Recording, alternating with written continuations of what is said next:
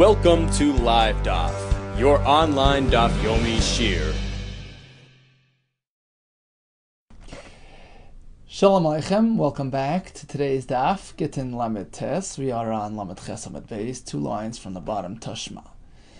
So in yesterday's DAF we concluded that according to Rav, if one gets up and says, well, this Eved of mine, Eved Kanani, will be Hegdish, HaMagdish Abdoi, what happens?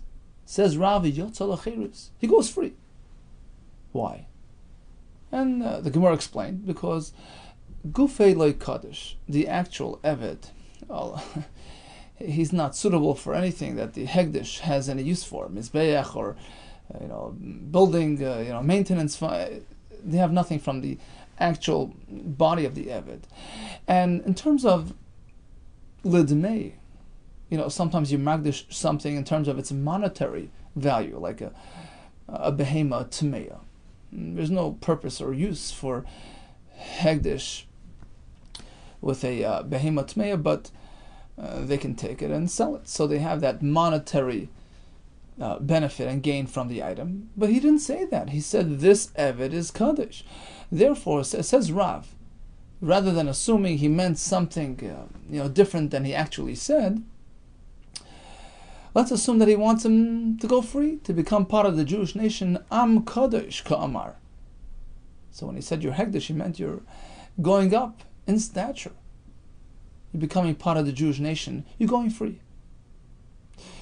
So according to Rav, we prefer the more direct reference. He probably meant something directly on the Eved.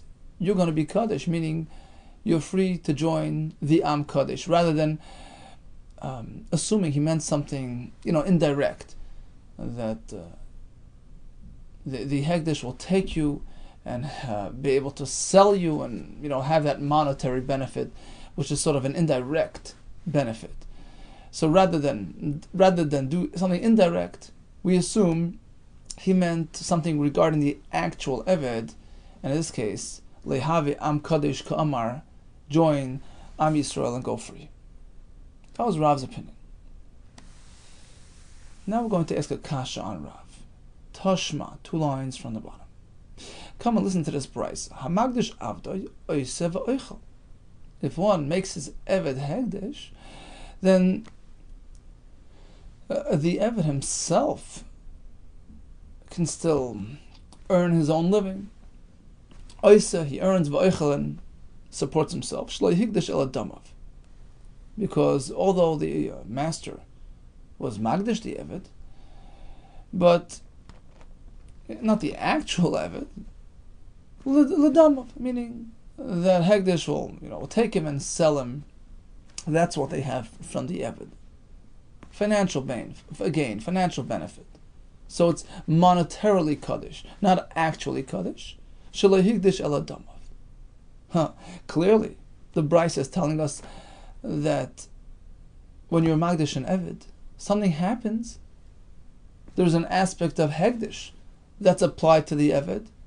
The monetary aspect of the Eved is Kaddish.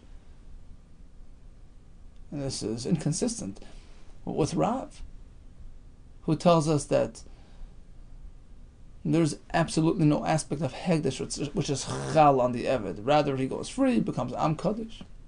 Answers the Gemara, this price is going with a totally different approach. Hamani Rabbi Meir hi.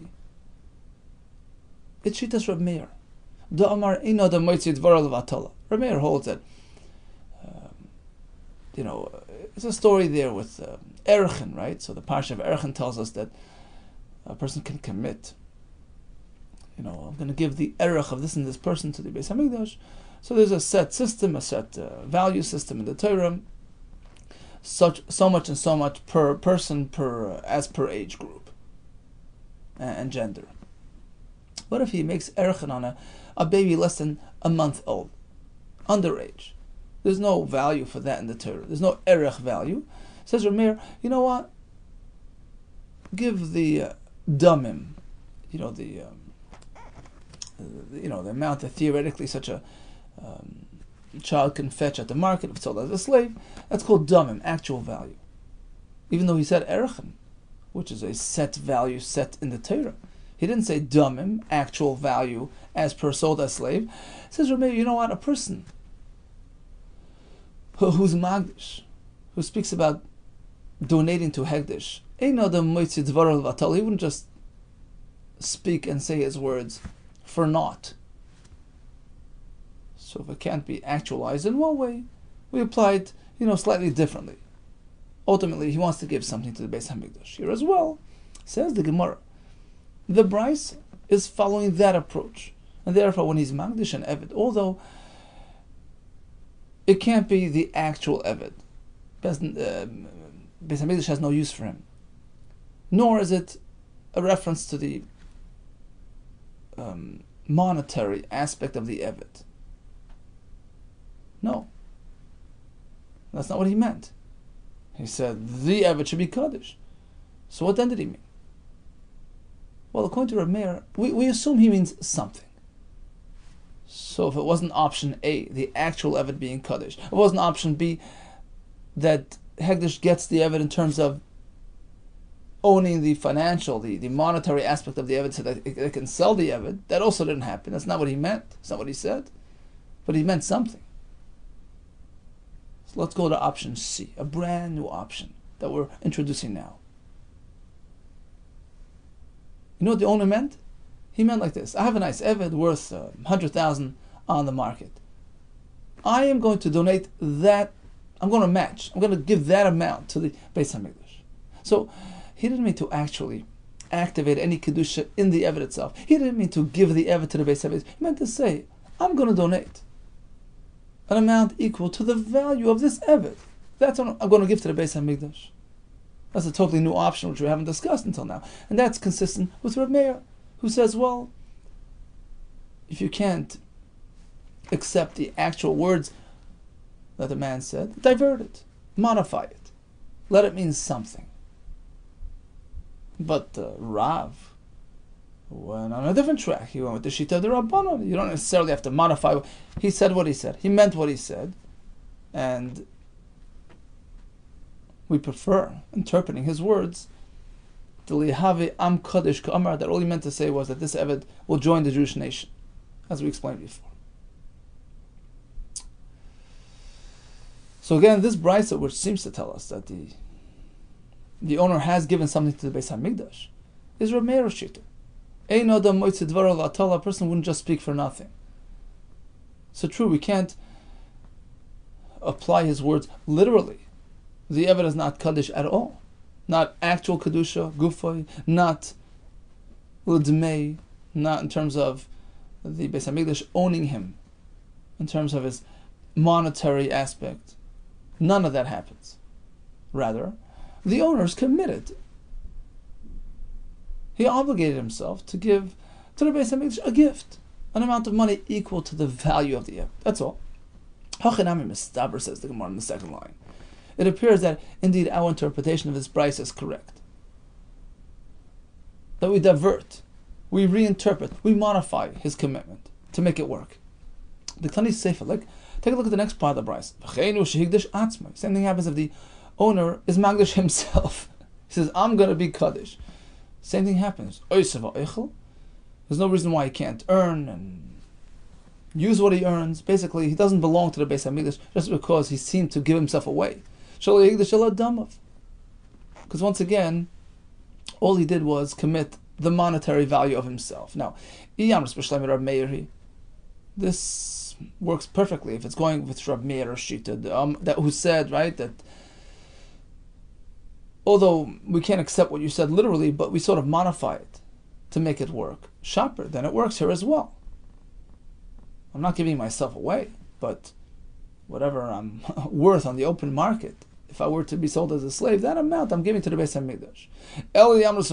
But if it's going with the other Shittas Rabbanon, we don't modify what you say. You say what you meant. You meant what you said. And the brisa would have to be explained a bit differently now. Why is there anything going to the Beis Hamikdash? Because the Hegdish gets the monetary aspect of this item. They can't use the Eved literally, but they can take him and sell him. So there's an aspect of Kedusha which is Chal, which gets applied to the Eved. So that would be the other approach, right? Eli Amrus Rabbanani, but if we're going to Shittas Rabbanan, that we only take things literally, and the Kedusha which gets applied is a monetary Kedusha on the actual Eved, they can now own him monetarily. I understand how that can work on the Eved. An Eved is meant to be sold. He's an item. He's a possession. He belongs to Hegdish in terms of monetary ownership. They can take him and sell him. So that would work, theoretically. But the person himself, a free man, a ben chayrin, has no value. I can't say, well, I'm now becoming Hegdish and you can own me, you meaning Hegdish can own me monetarily. I have no monetary component. So it wouldn't even work. So how does the Brisa tell us that it works? If the owner is Magdish himself, apparently we're going Rabbi Meir Shita. Tell a person wouldn't just speak for nothing. And true, don't take me seriously. What I said can't work literally. I have no value to be Magdish. I meant to say, I want to give a donation, an amount of money which matches my theoretical market value. Okay, so that supports our pshat in the Brisa, and therefore it's not a kasha on Rav, because this Brisa is a unique shitas. Rabbi Meir has a unique approach. When a person is Magdish, we make it work somehow. If it can't work literally on the item itself, you'll match the item's value, and you'll give that to the Beis HaMikdash. Perhaps this question of whether a person who's Magdish Avdoi becomes Kaddish or not Kaddish is a Machlekes Tanoi? Perhaps. Here's the Brisa. Ha-Magdish Avdoi ein moyelin boy. If a person is Magdish as Eved, and that Eved is then diverted for personal use, Me'ila was not committed. Rabbi Shimon, if one misuses the Eved, basically diverts the Eved to personal use instead of Migdash use, he has committed Me'ila, in which case he has to compensate the Hegdish with an extra fifth, with the carbon, etc. If he benefits from the Eved's hair. That's the Brisa. Yes Me'ila, no Me'ila. My love, apparently the Machlekes revolves around this very question. The Mar Savar Kaddish. One Shita holds that the Eved is Kaddish when you are Magdish that Eved. Mar Savar Loi Kaddish. Tanakama holds no. When you're Magdish an Eved, there's no Kedusha that's applied. That's like Rav. V'tispra. How can you learn the Brisa this way? Why does the Brisa discuss Me'ila? That's already going to second base. Haimoy Alan Boy, Ve'im Alan Boy. Why are we discussing whether or not there is Me'ila? Hi Kaddish, Ve'ina Kaddish Min Boyle. The question should be, is there Kedusha or not Kedusha? Ela Dukul Alma Kaddish. So let's theorize that the Brisa is going, that of course Hegdish gets applied to the Eved, according to all Shittas in this Brisa. V'hacha Baka Miflagid Machlekes is simply revolving around what happens when a person misuses. He diverts the Eved for personal use. The Mar Savar Arvda Mekarki Dami. We know that there's no Me'ila on land belonging to Hegdish. Rashi says it's learned from Truma, and Truma is something detached from the ground. So Karka has no Me'ila. What about an Eved, which in many places in Shas is equated to Karka, to real estate? That's the Machlekes. Mar Savar Arvda Mekarki Dami. Tanakama says the Eved has a din like Karka. There's no Me'ila on an Eved, even if he's Hegdish. Rabban Shimon Ben Gamliel disagrees. He says an Eved is not equated with Karka. He has his own, he's classified as an Eved, and therefore, if one diverts the Eved for personal use, he has committed Me'ila. So all agree, a Magdish and Eved becomes Kaddish. The question is a Me'ila question. If that's the case, instead of discussing his hair, there should be a more general, basic question. If one uses the Eved, is there Me'ila or not? Why discuss his hair specifically? Ella rather says the Gemara L'Kuli Am. Everybody agrees. Avda K'Mekarki Dami. Eved is like Karka. There's no Me'ila on the Eved itself, but his hair, perhaps that might be different. We're speaking about extra long hair, slated to be shorn. Question is, do we treat the hair as part of the actual Eved and there's no Me'ila, just like the Eved has no Me'ila because he's like Karka? Or this type of hair on its way out is considered like a separate entity and there is Me'ila on that? Mar Savar Kigozos Dami. Rabbi Shimon Gamliel says, well, this type of hair is like it's shorn. We view it as disconnected from the Eved, and Me'ila would apply. Umar Savar, Lav Kegozes Dam, Tanna Kama disagrees. It's part and parcel of the Eved, there's no Me'ila. Okay, Lema Hanikat Tanoi, Kani Tanoi. Perhaps these two Tanaim are having a similar machlokes, like the following Tanaim, Rameh and the Rabban, who seem to be discussing a very similar situation. This not. Rameh Omer Yesh Dvorem Shehem Kekarka, Ve'enon Kekarka. We know that just like there's no Me'ila on Karka, there's no Shvuah. In Torah, you don't swear, even if there's a partial admission, a Moed B'Miktzas, on Karka, there's no Shvuah on Karka. Says Rameh, there are some things which appear like real estate, they're connected, they're still growing off the ground, but Ve'enon Kekarka, in terms of various halachas, including the ability to swear about them, they're not treated like karka, and you could swear on them. Ve'ein chachamim moedim lo. Chacham don't agree. They hold that growing off the ground is part of the ground. Ketzad, for instance, eser gefanim. Reuven tells Shimon, remember those 10 vines to unais filled with grapes. Masartilach, I've given to you for safekeeping, to look after them. You were supposed to look after them in my land, of course. And Shimon responds, "No, it's just 5. Only those 5 belong." So he's partially admitting. And if it would be an item like chayfetz, it would be a moed b'miktzas. You would have to make a shvuah. Problem is, we're speaking about something attached to the ground. Still, Reb Meir machayev. According to Reb Meir, he makes a shvuah because those grapes are meant to be picked, and they're not classified as karka, and therefore they can trigger a shvuah. V'chacham oimrim, no, kol ha'mechubel lekarka, haru kekarka, anything which is attached to the ground is part of the ground. V'amar Rabbi Yehuda Chanina, he explains the machlokes. Anav ma'im deis libotzer ikibinai. We're speaking about grapes which are ripe to be picked. The Rameir savar kibitzuris damyan. According to Rameir, if it's slated for picking, it's as though they were picked, and therefore they're not considered part of the ground, and we treat them like metatalin, and a shvuah can work. V'Rabbana savri lav kibitzuris damyan. Rabbana disagree. It's still attached to the ground. That's like karka. Shvuah is inapplicable.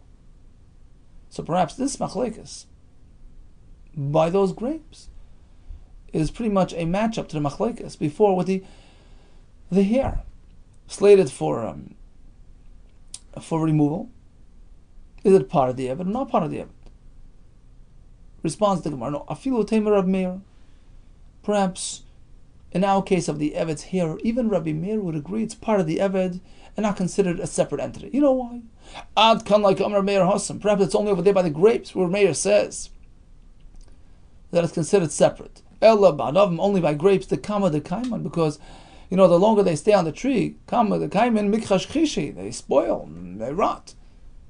So they're sort of disconnected. Aval hachab, when it comes to hair, kama the koi, the longer it stays on his head, ash buchi mashbach, it gets longer and nicer. So if anything, it's not considered kigozos dam. It's very much attached to the Eved and part of the Eved's entity. Okay, so end of discussion here. So we had a machlekes regarding magdish avdoi, right? A person has an Eved Kanani, and he declares him to be part of Hegdish, commits him to Hegdish. We had a machlekes Tanaim yesterday, but Rav is the one who says Hegdish doesn't have anything from the guf. They don't own the mammon aspect as well, because he didn't speak about that. He spoke about the Eved itself being Kaddish, and he meant to say, go free and join the Am Kaddish. Today we asked from a Brisa, and we said, well, that's Reb Meir, that we make your words work somehow. So although you weren't Magdish the Eved, but you've committed to match the value of the Eved and give that to the Beis HaMikdash. That applies to whether it's on the Eved or whether it's a reference to the person himself. You can commit to hand over the value. You match the value of that person to the Beis HaMikdash.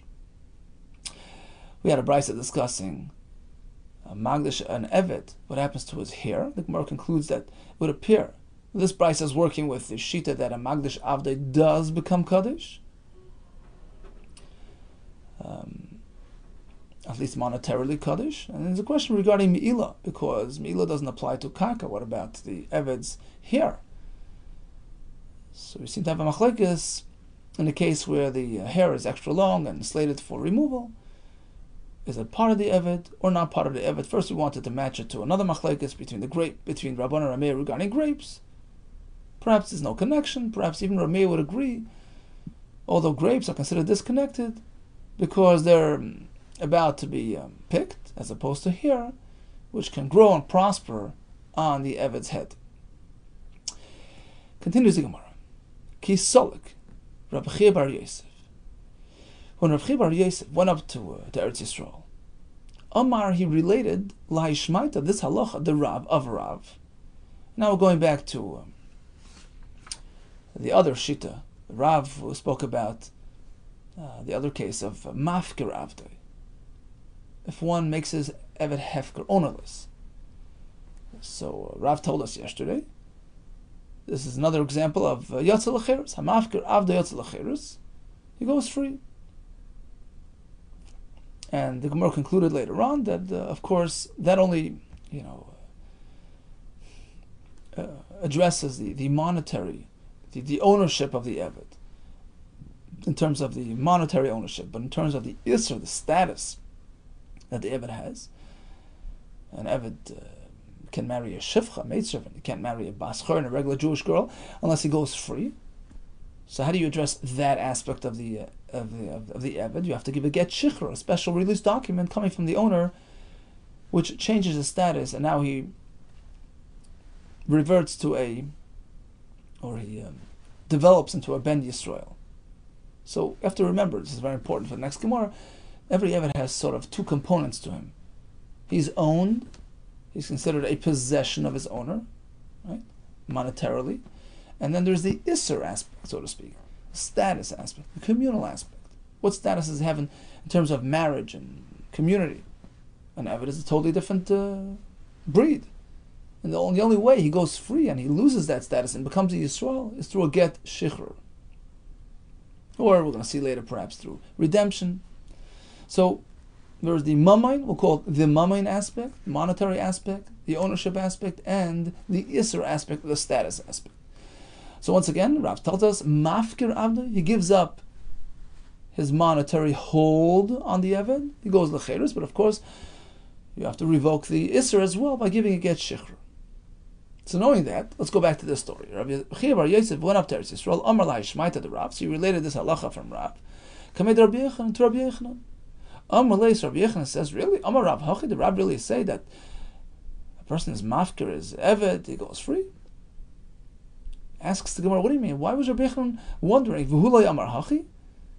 You mean that Rabbi Yechanan himself, he also said the same halacha. V'amar Ula, Amar Rabbi Yechanan, Mafkir Avdei Yotze L'Cheres. Rabbi Yechanan himself said, if you mafkir the Eved, it goes free. V'tzarech et shichra.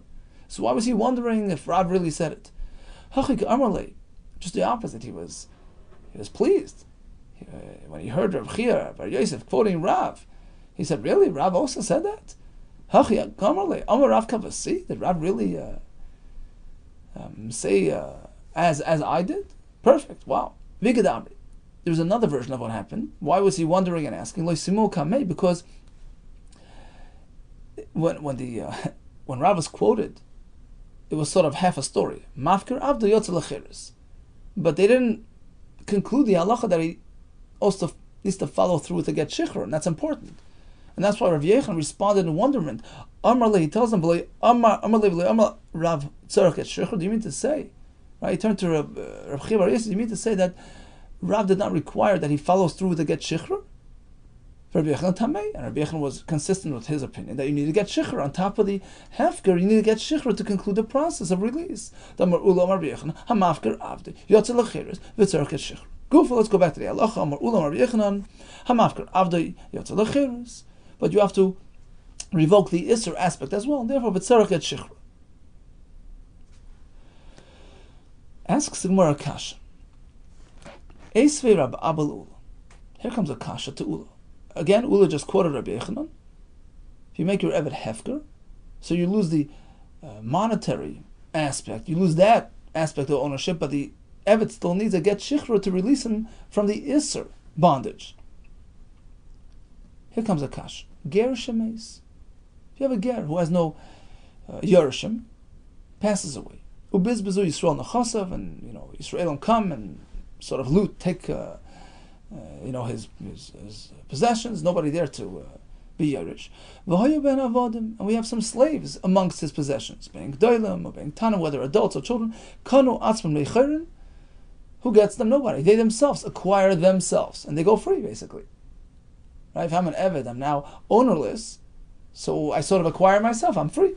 It depends. Adult avodim, they have the power to acquire, so they can acquire themselves and basically release themselves and go free. But ketanim, the ketanim who have no ability to acquire, to make kinyanim, they can't affect their own release, so to speak, own themselves, and therefore they're open for grabs. Anybody who takes them, zacha behen, gets them. Okay, we're going to dwell on the machlekes soon, but let's just focus on the ikar, nakuda of this, the crux of this brisa, which is basically that once an eved is left without an owner, such as the eved of a ger who dies, what happens? Boom, he goes free. So he's like a eved whose adain, whose master was mafkir him, and we see that is sufficient. We don't need any documents, any get shichrur. Who gave these people a get shichrur? So apparently, when the monetary aspect of the eved sort of expires, there goes the whole thing. It's like a domino effect. There's no isra if there's no moment.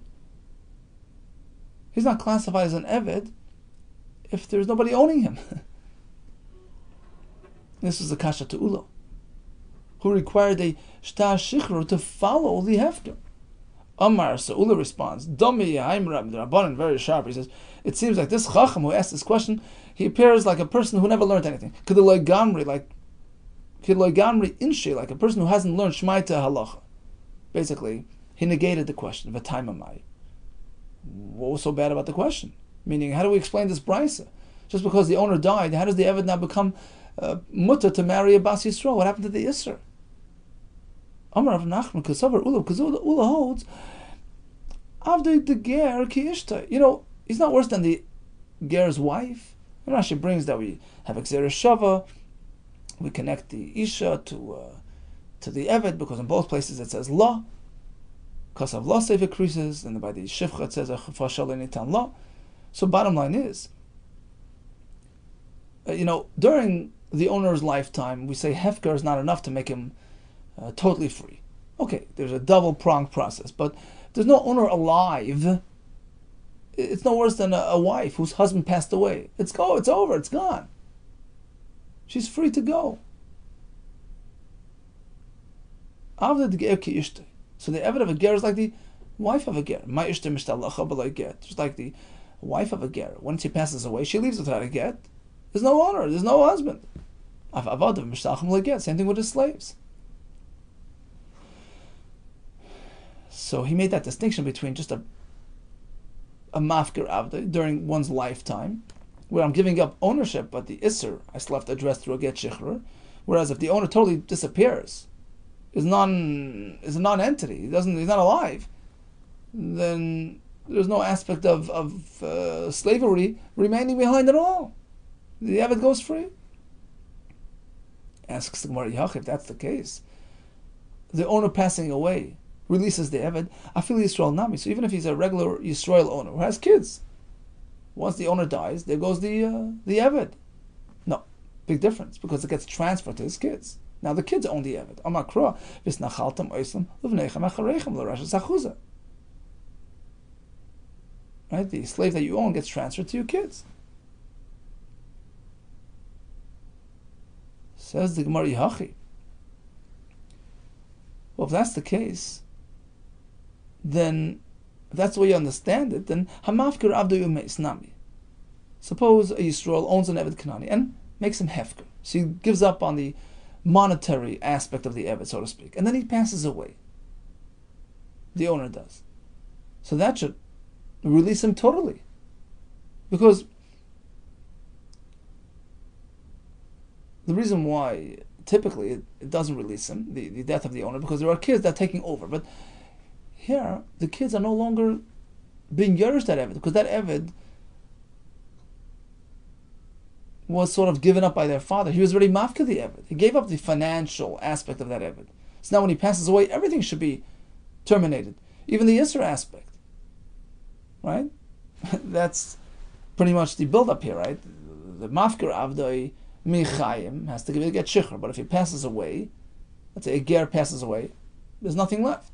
The only reason why Yisrael passes away, there's something left, is because he owned the Eved. Now that goes over to the kids, but he was mafkir the Eved. He gave up the mamain. So as soon as he dies, the Isser goes away too. Allah Amar Meimar. So why does Meimar tell us differently? Hamafkir Avde. If Yisrael, who owned an Eved, made him hefker, he gave up the mammon, then he passed away, where theoretically the Isser should not be expired as well, and the Eved should be free to go. We say no. Oysa Eved Enet Hakana. The Eved is stuck. He can't go free at all, because the kids never got really anything, because the Eved was hefker and they're no longer really owners. So they can't even give him a get. So the Eved is sort of stuck. He can't marry a Bas Yisrael. Why not? We should say the mamain is gone when the hefker took place, and the Isser is gone when the owner died. You're right, says the Gemara, this halacha of Amemar kasher, it's hard for us to understand. According to our perspective, it should work. Okay, before we continue, bottom line, mafkir avdai. So actually we had a shita of Shmuel yesterday, that the mammon is so paramount, so if you give up the mammon, the Eved is totally free to go. That's it. He doesn't need to get shikhr. But Rav and Rabbi Yehuda, they disagree. The mammon and the Isser are sort of independent of each other. If you give up the mammon, okay, that's given up, but the Isser still remains until you get shikhr. One exception is if the owner dies and he happens to be a ger without any yerishim, then it's all expired. No worse than a isha whose husband died. Okay, now we're going to dwell on the machlekes between Tanakama and Abba Shoel by the ger who passed away. According to Tanakama, the avadim, whether adults or children, they acquire themselves free to go. According to Abba Shoel, that works by the gdolim, not by the ketanim. We're going to focus on that right now. Amar Rabbi Yaakov Baridi, Amar Rabbi Shimon Levi. Halacha, how do we paskin? Halacha Abba Shoel. The ketanim are sort of bound. They can't acquire themselves. They're not free. Amalei Rabbi Zera. So now Rabbi Zera turned to Rabbi Yaakov Baridi, who told us that we paskin. He quoted Rabbi Shimon Levi that we paskin like Abba Shoel. So Rabbi Zera asks Rabbi Yaakov Baridi, I have a question. Befeirosh Shmi Halacha? Did you hear it directly from Rabbi Shimon Levi that he paskins like Abba Shoel, that the ketanim are stuck? Or perhaps did you derive it from some sort of, other halacha, other statement, which perhaps can be challenged? Was it a direct psak that you heard, or was it something that you sort of concluded on your own, based on something that Rabbi Shimon Levi told us? My klala, what, for instance, what other halacha could this have been learned from? The Amar Rabbi Shimon Levi. Because Rabbi Shimon Levi told us like this. Amru, the Talmidim told Rebbe. Amru lifnei Rebbe. Okay, so we've got to keep track here. The Talmidim told Rebbe. Amar nesiya ashti, v'pleni avdi mao. Suppose a slave owner makes his Eved hefker. Nesiya ashti is a form of hefker. I'm giving up on the Eved. He's free to go. Mahu, what happens now? Is he totally free or not? Amalem, Rebbe responds, not yet. Aymarani, my opinion is, if he wants to marry anybody, he needs a shtar shikhr. He can't marry a shivcha right now because he's sort of in limbo. He's partially free. He can't marry a Bas Yisrael because he's not free. He's not totally free. He's partially free. Monetarily, he's on his own, but status-wise, he's still an Eved. So it's a two-pronged process, right? Like we said before. We had Rav, we had Rabbi, now we have Rebbe, saying pretty much the same thing. Hefker accomplishes partial release, monetary release, but you have to follow through with a shtar.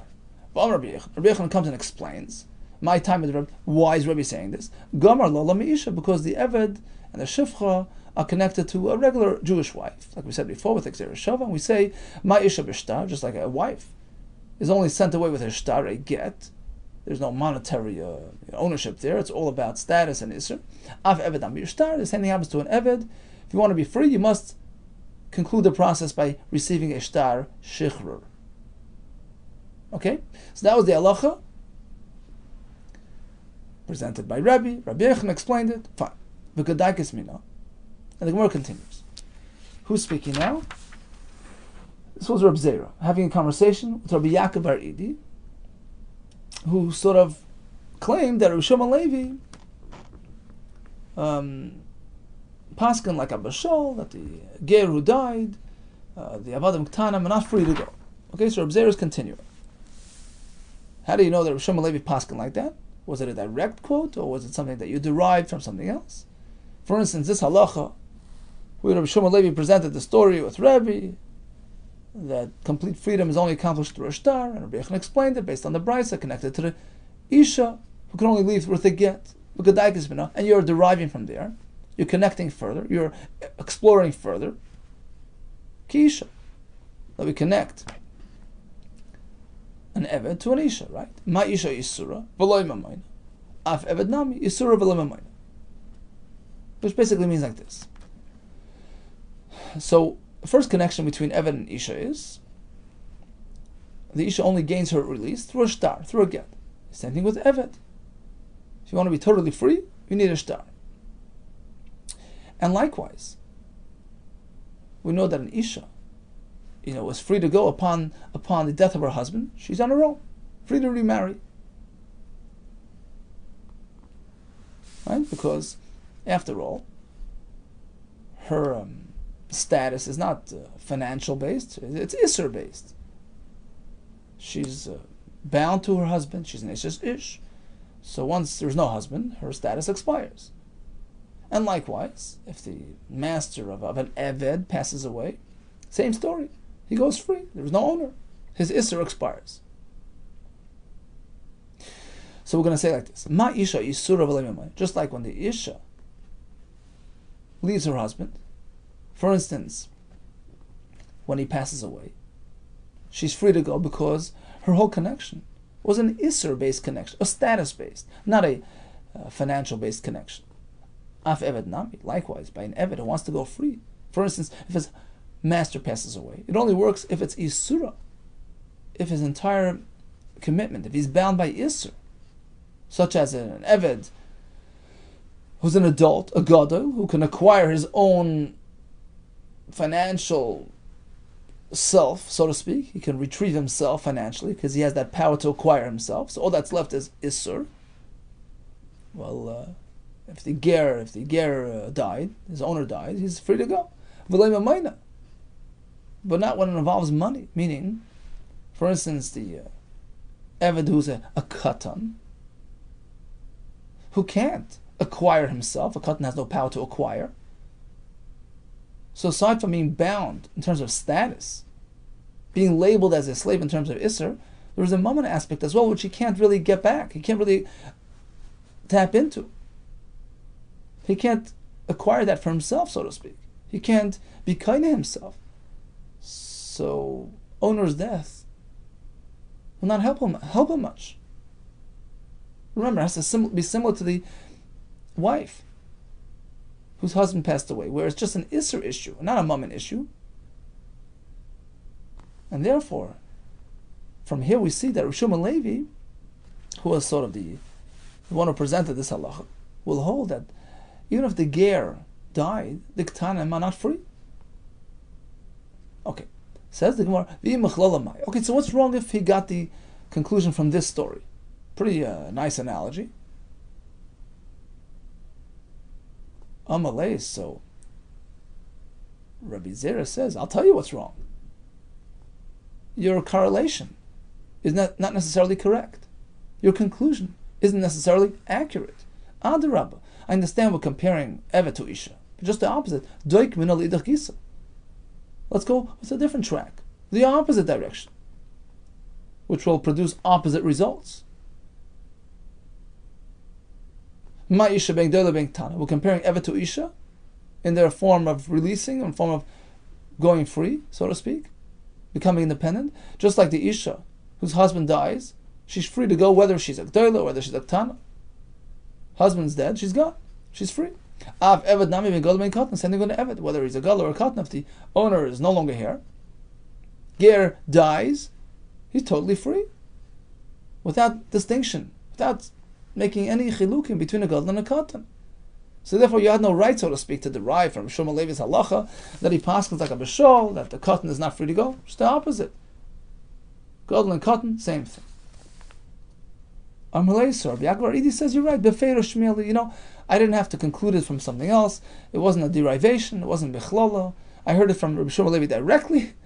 He paskins like a b'shol, a ger who died. The gadol is free to go, but the avadim ktanim not. That was one version of the story. Rabbi Chia bar Abba Rabbi Yehuda, Rabbi Chia bar Abba quotes Rabbi Yehuda, ein loch ka b'shol. Well, they have an opinion. Rabbi Yehuda does not agree with Rabbi Shol. A ger who's mace, no, whether avadim agdolim or ktanim, they're free to go. Amal Reb Zera. So we're going to have pretty much the same Gemara, but coming from the other direction now. We're starting off that we don't go with Abba Shol. Amal Reb Zera, Rabbi Chia bar Abba Reb Zera turned to the one who presented this. He said, "B'shferish milach, ay mechlolish milach." Did you hear from Yechanan directly? Were you passing like the Tanakama, or was it something you conclude on your own? My klola, from what could you have concluded? Don't Shlomo Levi. We had the whole story. Shlomo Levi tells us, "Amal fnei Rebbe." Talmidim asked Rebbe, "What happens if nesiyashtim pleni avdi mao? An owner is mesiyash from his eved, he's mafker his eved. What happens to the eved?" Amalem Rebbe says, "Omer ani, my opinion is ein l'takonel b'shtar. The only way you can marry now is by first getting a shtar." Rabbi Yehuda came to explain the halacha. My time with the Rebbe, why is that so? Gamad lo Isha, he has exer shava between Eved and Isha, and just like a married woman, my Isha b'shtar, she only becomes independent through a shtar, through a document, through a get. Av Eved am b'shtar, same thing with an Eved. You can't just let him go. You have to give him a shtar. You're a good daikis mina. And now Rabbi Zera is continuing, telling Rabbi Chia bar Abba, okay, so apparently you're learning from this whole story, where Rabbi Yehuda was involved. That he's connecting the Evet to the Isha. Ki Isha, the Evet is like an Isha. Ma Isha ben gdoila ben ktan, just like by the Isha. Whether she's an adult or a ktana, she's free to go upon her husband's passing. She's free to marry. Af Evet nami ben gdoila ben katan. Same thing with an Evet, he's free to go when his master passes away, whether he's a gadol or a katan. So perhaps this is the reference point. This is where you're coming from. This is how you know that Rabbi Yehuda does not differentiate between a gadol and a katan. Okay, so what's wrong with that? If it's derived from this whole story, what's wrong with it? Other Rabbi Zera says, not so simple. Perhaps you can derive totally differently. You can conclude very different than you have. You're connecting the Evet to Isha, perhaps it's limited.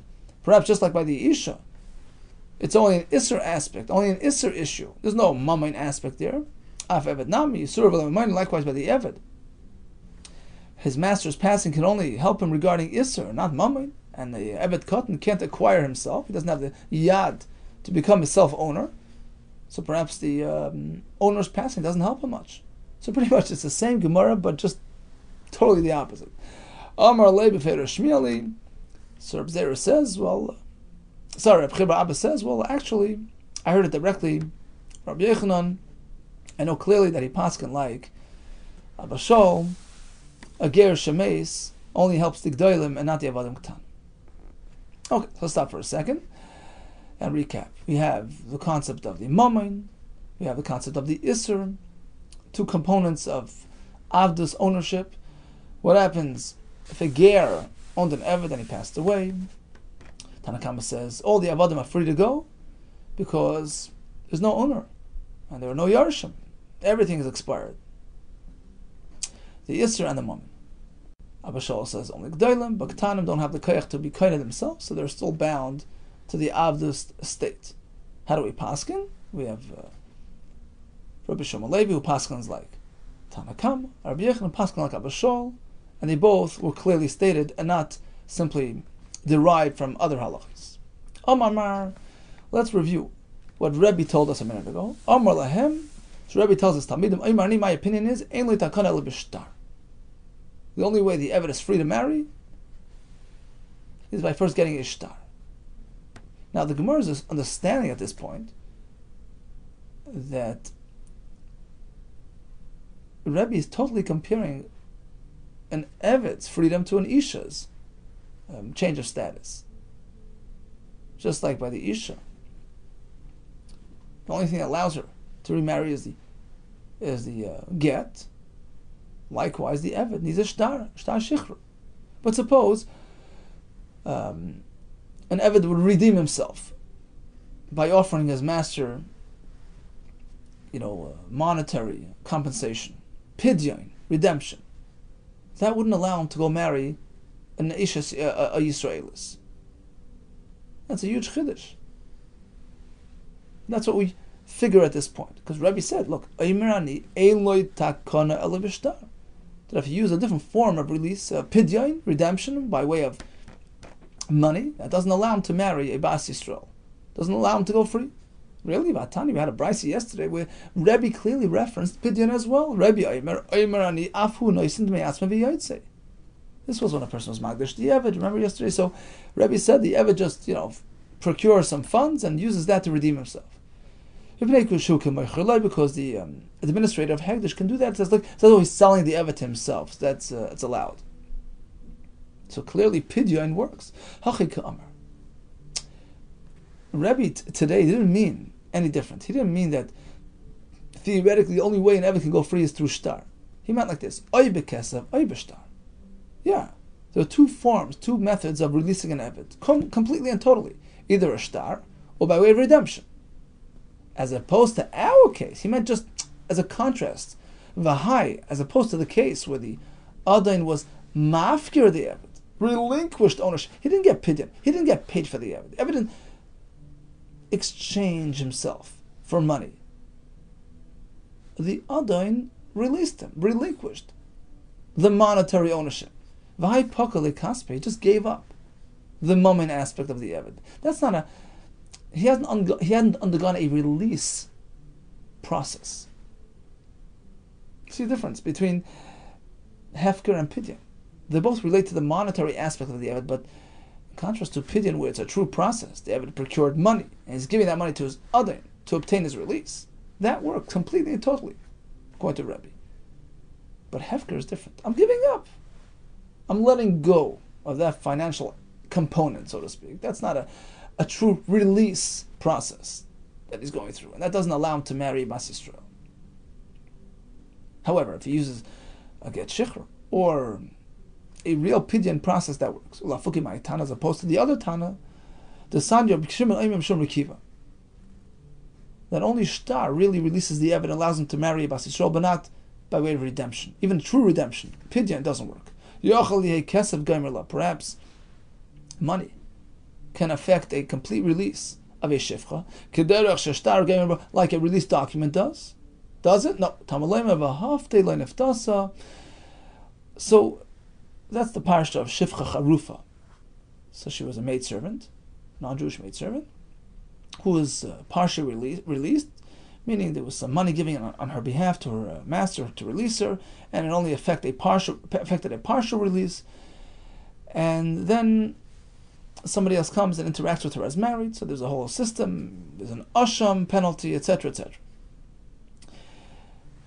But there is no actual misa.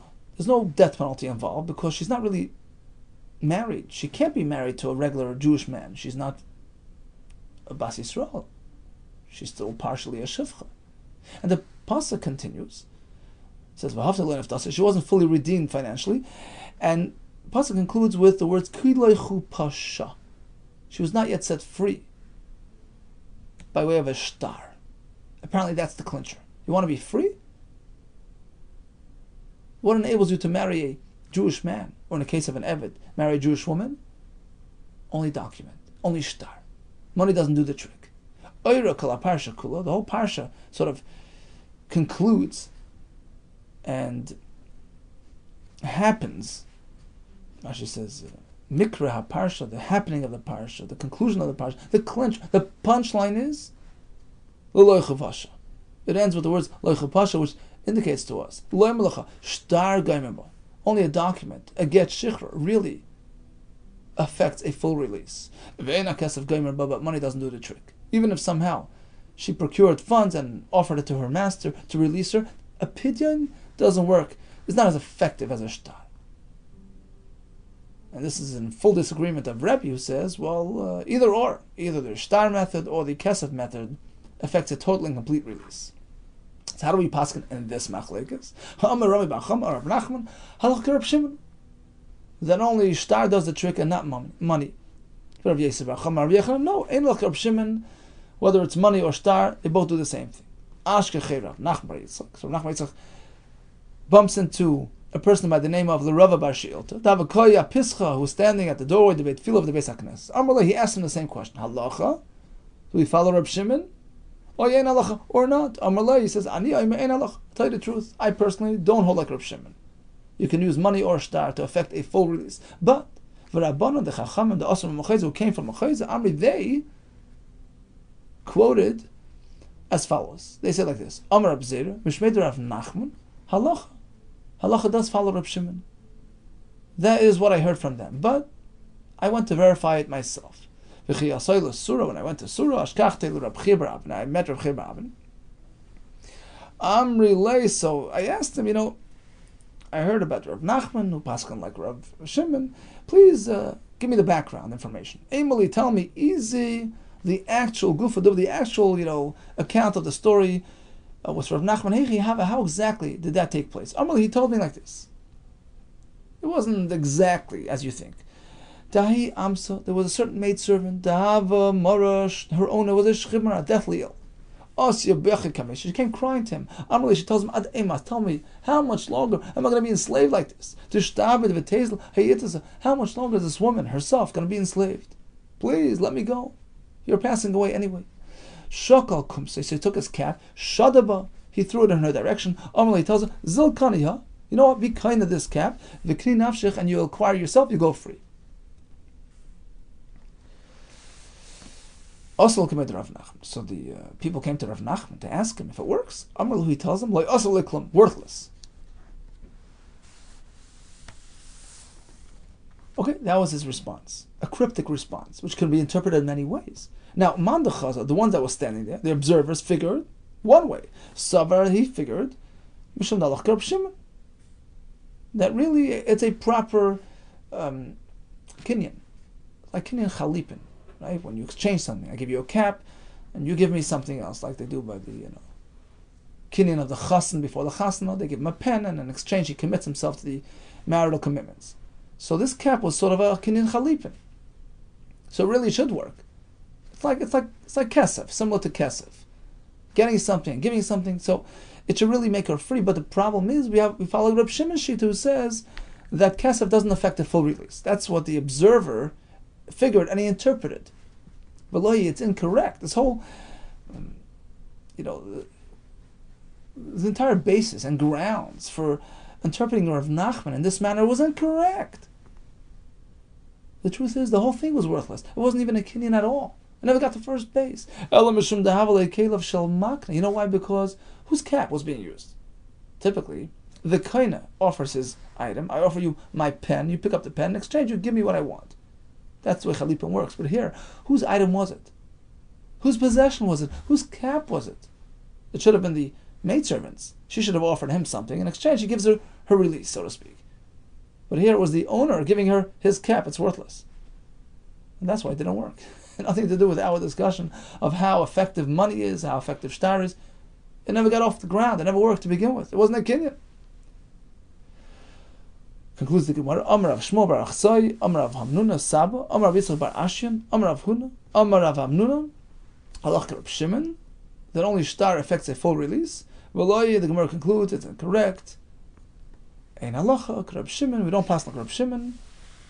Rather, we pass like Rebbe. Any form of release works totally, whether shtar or pidyon by way of kesef. Okay, let's do a quick recap of a complicated piece of Gemara. We have the fellow who's mafkir avdei. Let's try to make it simple. Mafkir avdei. According to Shmuel, yesterday's Gemara, he's yatzel l'cheres, and he doesn't even need to get shichur because the isser is dependent on the mammon. Mammon expires, isser expires. We have opposing views. We have Rav, Rabbi Yehuda, and then later on we have Rebbe who hold it's a two-pronged process. You can be mafkir, all right. You're giving up that financial component of ownership, but the issur still remains until the Eved gets his get shichr as well. On a side point, we also spoke about Magdish Avda. According to Rebbe, we don't take him literally. He meant to say he goes lecheres and becomes a yid. Am kadesh ka'amar. We have an opposing view on a brisa. We went into a whole discussion regarding what's considered, mechuber lekarka, what's mechuber to the eved. What about hair that's going to be shorn, or about grapes that are going to be picked? Machlekes tanoi. Now back to the mafkir avdi. Although if a person is mafkir an eved, he has to follow through with a get shichr. But if the owner happens to be a ger without any yorshim and he passes away, then the eved just goes free without need of a get shichr. So if a person has children, so it gets transferred to the children, they become the new owners. But if there's no children, there are no yorshim at all, he's a ger shemeis. The avadim acquire their freedom simply by way of their masters passing away. However, Rabbi Shaul tells us Ketanim can't really acquire themselves, so therefore the avadim remain avadim. It was machlekes how we paskin. Then we discussed the two forms of release, whether it's shtar or kesef by way of redemption. And we have Reb Shimon's shita that shtar completes a full release, whereas kesef does not. You cannot marry a bas chayrin, a free, ordinary Jewish woman at this point, until he gets a shtar shichr.